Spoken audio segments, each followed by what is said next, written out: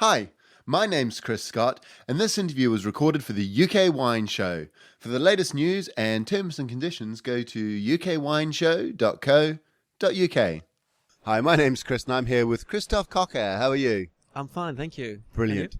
You're from Beaujolais, I and am indeed. we're going to be talking about Beaujolais, the fun wine of France. Indeed, absolutely. But before we get into that, what do you do there? You're a winemaker. Well, you own a winery. Yes, my parents own a winery. I come from a long line of vine growers. I'm based in the southern part of Beaujolais. I studied wine and spirit marketing, everything about wine. Did you do that in Beaujolais? I did it in the Burgundy area, Okay. which Beaujolais is part of Burgundy, the Great Burgundy, la Grande Bourgogne viticole. I wanted to sort of improve my English in a way, and I decided to make a vintage on different continents. So I made a vintage in California, New Zealand, and South Africa before I was 30. Yep. And then I returned back home and decided to set up a small sort of boutique négociant business. It's a very 100% family-owned, totally independent, very small size, an artisan meaning really, crafty. And I'm acting as a négociant, but a very small négociant, and I set it up 7 years ago now. What's the name of your company? The name of the company is Maison, like a house, Maison Coquard, which is my name. Yep. The House of Coquard. House of Coquard. Very nice, very nice. And do you sell wines, or have you got wines in the UK? I obviously offer different wines from Beaujolais. In fact, all the wines from Beaujolais. That's why I can easily talk about all the different styles of wines that we offer in Beaujolais. And I do selections through the vineyards. I go and taste some of the growers' wines and do some, just basically do some selections.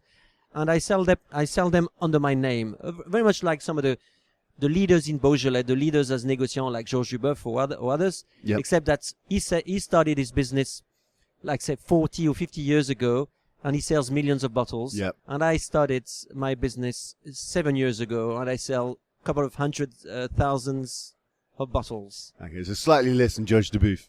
So it's a small operation, but it's developing, which is a challenge because we're going through a tough time, as you know. Economically speaking, Europe and the world is obviously, and Beaujolais is obviously is not the exception. We're going through a tough time and crisis, but my business is developing slowly but surely. Nice. Okay, well, let's talk a wee bit about Beaujolais, as you say, because you've got a good overview of Beaujolais. Yes, I try to. You said it was part of Burgundy. Indeed. You talk to the Burgundy guys in Côte de Nuit and that. They don't normally mention Gamay grape varieties. They always focus on say, well, Burgundy's all about Pinot Noir and Chardonnay, right. But Gamay is a big grape variety. Well, yes, I mean the Burgundy is, Beaujolais and Burgundy are both parts of the great Burgundy, but Burgundy is made of Pinot Noir. Beaujolais is made of Gamay, so it's the major difference. And hence the wines are different too. Regarding the Beaujolais Blanc, for example, which we produce, and it only represents 1% of the production, but it's developing, and it's a good way of showing that Beaujolais is not only a red wine, it's also a white, and also we also produce Beaujolais Rosé, which is also developing. But Beaujolais Blanc is the same grape variety as the white Burgundy. It's the Chardonnay, 100% Chardonnay. Yep. It's a bit like Macon, isn't it? But very much so. In fact, the Mâconnais vineyards is really just next door to the Beaujolais, north of Beaujolais, but it's really the next door vineyards. Yes. Yeah. So just an overview of Burgundy, you've got Côte de Nuit, Côte de Beaune. Then you have the Côte Chalonnaise with the Mercurey, Givry, and all these wines near Chalon. Yep. Then you have Macon. In fact, they're all close to the nearest sort of largest town. Which is Macon. I stayed there last year, just outside of Macon. It's nice. Yeah. It's nice. Did you manage to get out of Macon and go and see some of the vineyards? Yep, we went down south into Beaujolais.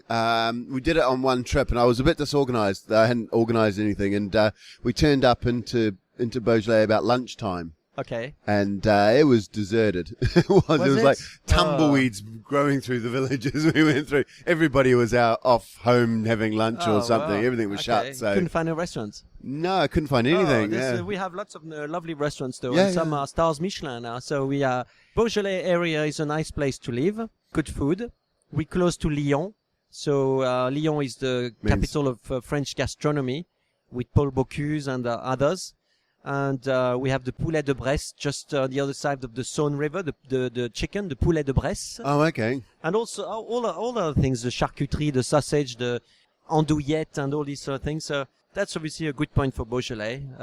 We don't only we produce wine, but we have lots of other good things. Okay, let's talk about the wines. Well, you talked about the food.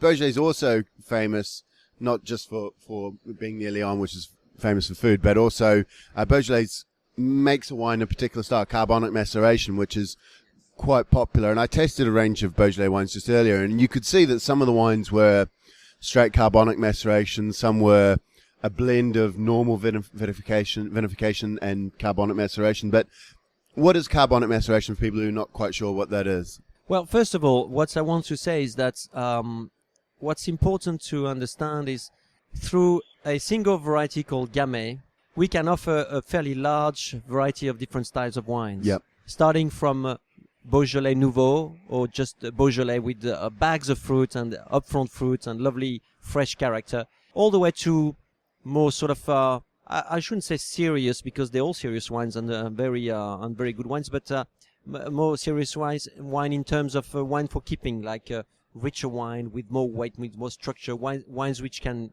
age, like a Moulin à Vent or a Chenin or a Morgon, and all this with the same variety called Gamay. Now, coming back to what you wanted to know about maceration, carbonic maceration, it's true that with the Gamay grape variety, on the southern part of Beaujolais, with the very typical clay and limestone soils, the Gamay really offers easy fruits, particularly with this typical winemaking process called the carbonic or semi-carbonic maceration, which is to have the whole bunches put in tanks with the stem and have a fermentation to start with the whole bunches all together. That's why we can't actually use the harvesting machine, and we are the only vineyard in France, along with Champagne, which is not allowed to use the harvesting machine. And all through Beaujolais? Not in all through Beaujolais, but for the Beaujolais Nouveau, because of this process, funny enough, people may think that Beaujolais Nouveau is a wine that we produce cheap, intensive production and all these sort of things. This is completely the other way around. This is what you mustn't think that Beaujolais Nouveau is mass production and low cost production and so on. This is completely the other way around. So it's all hand harvested, because you need whole berries, don't you? That's right. We need the whole berries with the stem. It mustn't be crushed and destemmed. So we must put the whole bunches, the whole grapes in the tanks. So this is one important point. Making a good Beaujolais Nouveau is you need to have a lot of skills. Funny enough, and even though people drink it with fun and enjoy it and think this is not a serious wines, this is not true in a way. And I want to insist on the fact, because my company is actually based on the southern part of Beaujolais, in my old family house, where we produce Beaujolais Nouveau and Beaujolais. You have to be very experienced to make that sort of very elegant glass of fruity wine. It's not that easy. You really have to be very skilled, to be very experienced. This winemaking process is not that easy. So it's important. Okay, and my understanding of carbonic maceration is as you said, the whole grapes go into a tank or a That's right. So we put the whole grapes in the tanks. We let there's a maceration for about 5 to 7 days maximum. We let the grapes sit with the juice, and that's how we extract the color, because the juice in the grapes is clear. The Gamay is we actually call it the Gamay noir à jus blanc. It's the black Gamay with white clear juice. Mm-hmm. The juice is clear. If we don't do any maceration, we could make white wine out of the Gamay.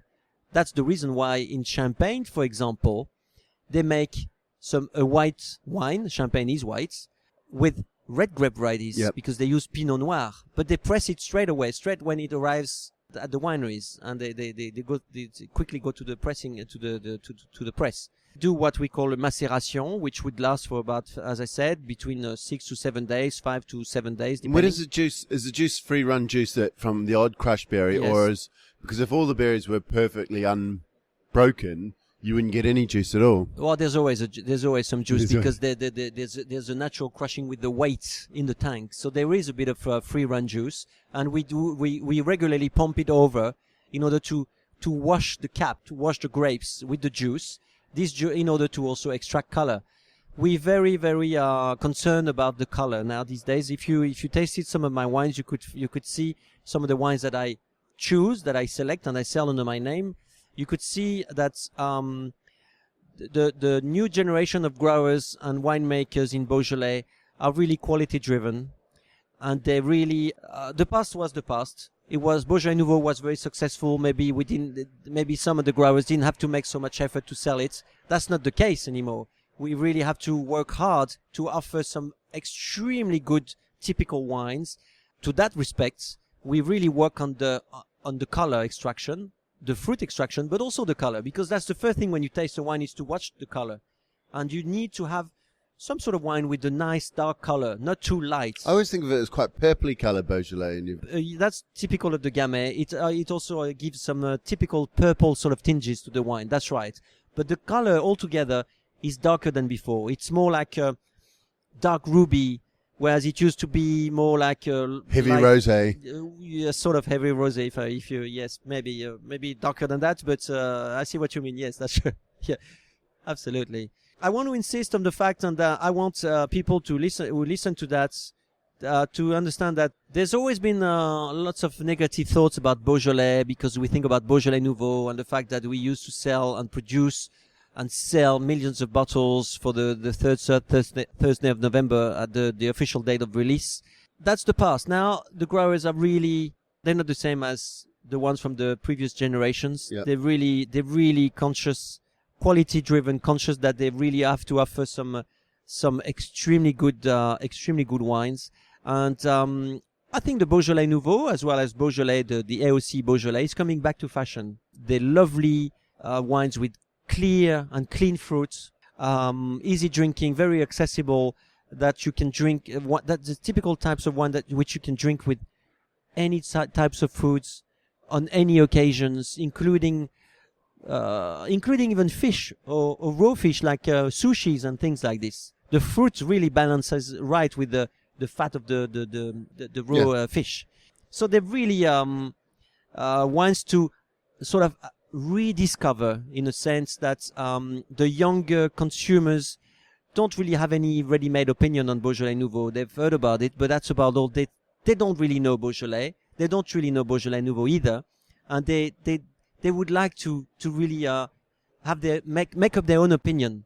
And I invite them to really, as I said, rediscover Beaujolais and Beaujolais Nouveau. Go for the Beaujolais Nouveau when it's the third Thursday of November, and buy and drink some Beaujolais during spring and summer. The typical red wines with good fruits, light wines, light alcohol, light and soft and smooth, elegant tannins. And you can drink them with barbecues, with any sort of food. They're wines for friends and wines for very They do accessible taste wines. quite different to normal Beaujolais, though, don't they? I always think of Beaujolais Nouveau as more candy floss type fruits and flavours, whereas a normal Beaujolais is more, or normal fermented Gamay is just like a normal wine, really. It has that a bit more depth to it than the Beaujolais Nouveau or the carbonic maceration Beaujolais. Well, Beaujolais Nouveau often offers some sort of typical candy. We call it bonbon anglais, like English sort of candy. I don't know. We say bonbon anglais, but it's that sort of sweet character.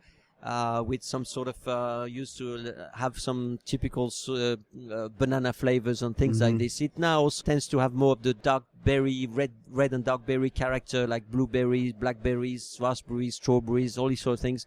They're very elegant wines, and that's only because we've only talked about Beaujolais and Beaujolais Nouveau, and then you can move to Beaujolais Village, which would have more depth and more structure, and then to the 10 Cru, which each of them have their own style. All right, Christophe. Thank you very much. My pleasure. Thank you. Cheers, Bye-bye.